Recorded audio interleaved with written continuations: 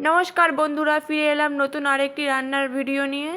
দেখুন, প্রথমেই আজকে আমার রান্নার জন্য লাগবে চিকেন। সেই জন্য চিকেনগুলো আমি এইভাবে কেটে নিয়ে ভালো করে ধুয়ে রেখেছি। এবার এর ভিতরে দিয়ে দেবো পরিমাণ মতো লবণ, আদা রসুন কাঁচা লঙ্কা বাটা। এবার দিয়ে দিচ্ছি লেবুর রস।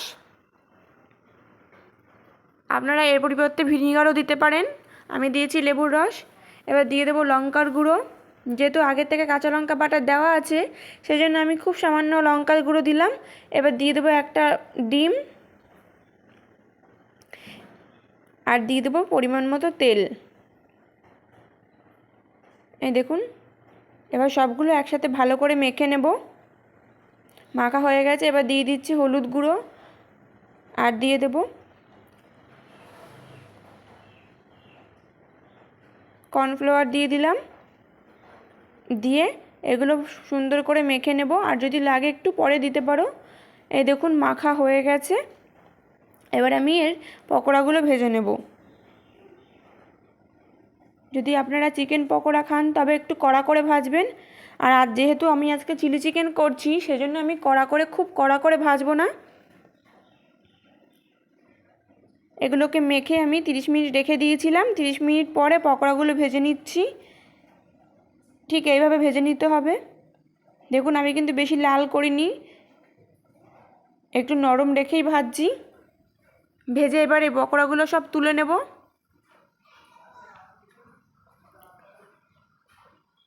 আর আঁচ কমিয়ে ভাজতে হবে। দেখুন, ভাজা হয়ে গেছে, আমি এবার তুলে নিচ্ছি। তুলে নিয়ে দেখুন, কড়াইয়ের থেকে পকোড়াগুলো তুলে নিয়েছি। আর যেটুক তেল ছিল সেই তেলটাও তুলে নিয়েছি, খুব সামান্য তেল রেখেছি।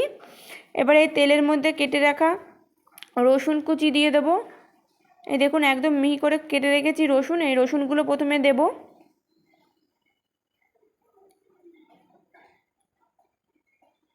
রসুনটা প্রথমে তেলের ভিতরে দিয়ে দেব। রসুনটা হালকা একটু ভেজে নেব। এবার দিয়ে দেব আদা কুচি। আদাটাও দিয়ে দেবো এবার। আদাটাও রসুনের সাথে একটু ভালো করে ভেজে নেব, খুব বেশি ভাজার দরকার নেই।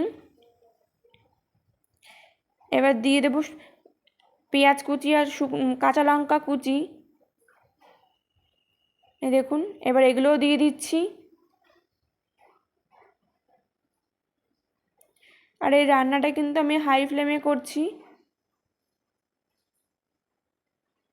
এবার কেটে রাখা কিউব কিউব করে কেটে রেখেছি পেঁয়াজ, সেই পেঁয়াজগুলো দিয়ে দেব। এই দেখুন, পেঁয়াজগুলো দিয়ে দিয়েছি। আমি এখানে দুটো পেঁয়াজ ব্যবহার করেছি, মাঝারি সাইজের।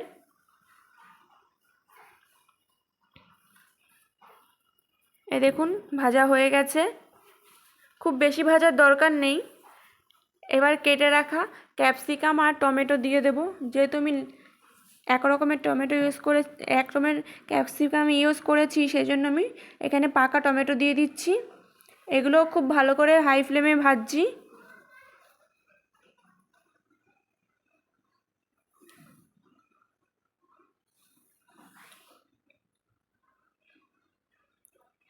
এবার দিয়ে দেবো এর মধ্যে পরিমাণ মতো লবণ।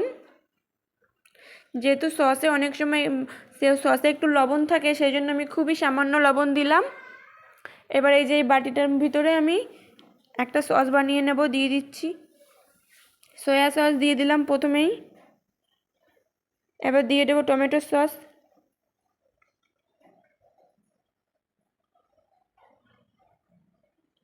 দেখুন, সসটা দেওয়া হয়ে গেছে, টমেটো সসটা। এটা ছিল কিষান সস। এবার দিলাম চিলি সস। দিয়ে খুব ভালো করে মিশিয়ে নেব। মিশিয়ে এবার এটা দিয়ে দেব। এই সসটা দিয়ে দিচ্ছি এবার। দেখুন, সসটাও দিয়ে দিলাম। এবার সব একসাথে ভালো করে একটু ভেজে নেব। আর সামান্য একটু লঙ্কার গুঁড়ো দিয়ে দিচ্ছি। যেহেতু চিলি চিকেন, আমার একটু ঝালঝালি ভালো লাগে চিলি চিকেনটা খেতে, ওই জন্য আমি এখানে শুকনো লঙ্কাও দিয়েছি, কাঁচা লঙ্কাও দিয়েছি। এবার খুব সামান্য একটু চিনি দিয়ে দেব।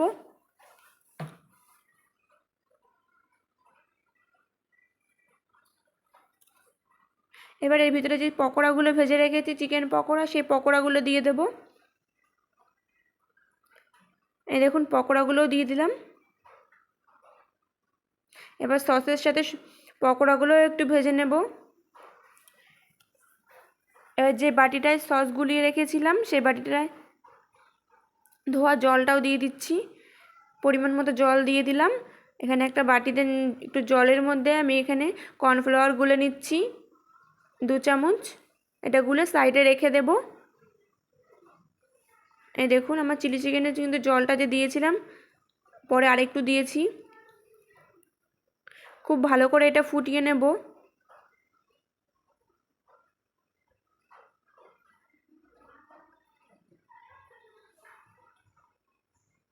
এই দেখুন খুব ভালো মতো কিন্তু এটা ফুটে গেছে। এবার যে আমি কর্নফ্লাওয়ারটা গুলে রেখেছিলাম বাটিতে সেইটা জলটাও দিয়ে দেব। এটা দেওয়ার কারণ হচ্ছে একটু ঝোলটা গাঢ় হবে সেই জন্য। এই দেখুন হয়ে গেছে, ভালো করে ফুটিয়ে নামিয়ে নিয়েছি। এবার চলে যাচ্ছি আমি পরের। দেখুন কত সুন্দর এসছে কালার। আর এর সাথে যেটা আমি খাবো সেটাও এবার বানিয়ে নেব, সেই জন্য চলে যাচ্ছি পরের রান্নায়। এই দেখুন পরের রান্নায় চলে এসেছি। এখানে নিয়েছি আমি ময়দা। এবার ময়দাটা খুব ভালো করে মেখে নিতে হবে। এখানে নিয়েছি ময়দার মধ্যে আমি লবণ দিয়ে দিচ্ছি, প্রথমে দিয়ে দেবো আর একটু লবণ লাগবে।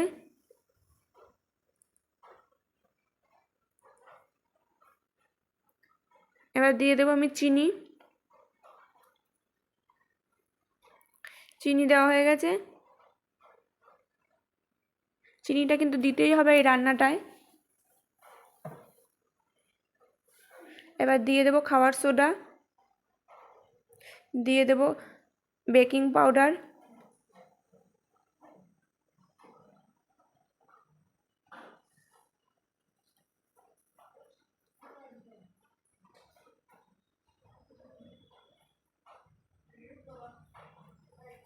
এবার দিয়ে দেব সমস্ত শুকনো উপকরণগুলো মিশিয়ে দিয়ে দেব রান্নার তেল। এটাও ভালো করে মেখে নিতে হবে ময়দার সাথে। দেখুন আমি খুব সুন্দর করে মেখে নিচ্ছি, ভালো করে ময়াম দিয়ে নিচ্ছি এটায়। এবার দিয়ে দিচ্ছি এখানে টক দই। আমি এই ময়দাটা পুরোটাই মাখবো টক দই দিয়ে। আপনারা যদি চান টক দই দিয়ে সামান্য জল দিতে পারেন। আমি যে টক দইটা দিয়ে দিলাম, আরও লাগবে আমার, পরে সেটা দেব। দিয়ে খুব ভালোভাবে ময়দাটা আমি মেখে নেব।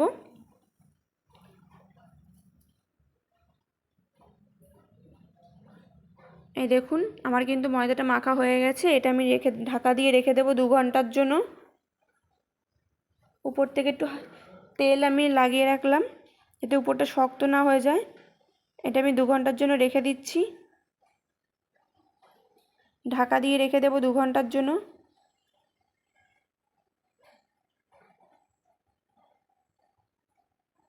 এই দেখুন 2 ঘন্টা হয়ে গেছে। 2 ঘন্টা পরে আমি এটা চলে এসেছি আবার। অনেকটাই ফুলে উঠেছে।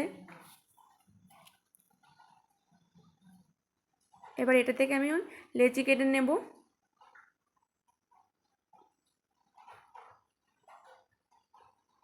আর একটু মেখে নেব ভালোভাবে ময়দাটা। দেখুন মেখে নিচ্ছি কিন্তু ময়দাটা আর একটু। এবার ময়দাটা মেখে নিয়ে আমি এবার থেকে ছোট ছোট লেচি কেটে নেব রুটির সাইজে। রুটির থেকে একটু বড়ই কেটেছি আমি। এবার এগুলো এক একটা লেচি নিয়ে আমি ভালো করে বেলে নেব। এই দেখুন বেলে নিয়েছি। এবার এক সাইডে আমি হাতে জল নিয়ে ভালো মতো জল লাগিয়ে নেব। দেখুন এক সাইড ভালোভাবে জল লাগিয়ে নিতে হবে। এবার আমি আগে থেকে তাওয়া বসিয়ে রেখেছিলাম, যেই সাইডটা জল লাগিয়েছি সেই সাইডটা আমি তাওয়ার সাথে লাগিয়ে দিলাম। এই দেখুন, আর এটা মাঝারি আঁচে রান্নাটা করতে হবে। এই দেখুন আস্তে আস্তে কিন্তু আমার এই রুটিটা ফুলে উঠছে। এবার উল্টোপিট করে আমি এটা ছেঁকে নেব। এটা আমি করছি উনুনে বা গ্যাসে তন্দুরি রুটি।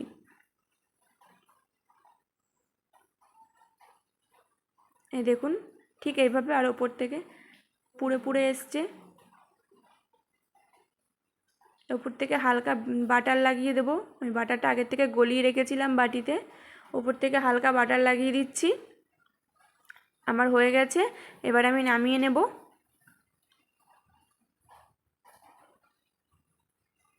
আর একটা করে আপনাদেরকে দেখিয়ে দিচ্ছি, এই দেখুন।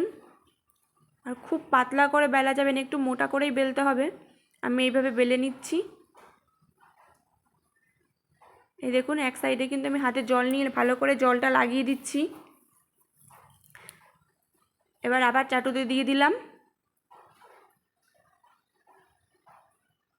এই দেখুন, দেওয়ার সঙ্গে সঙ্গে কিন্তু রুটিটা ফুলে উঠছে। এই দেখুন কত সুন্দর করে ফুলে গেছে,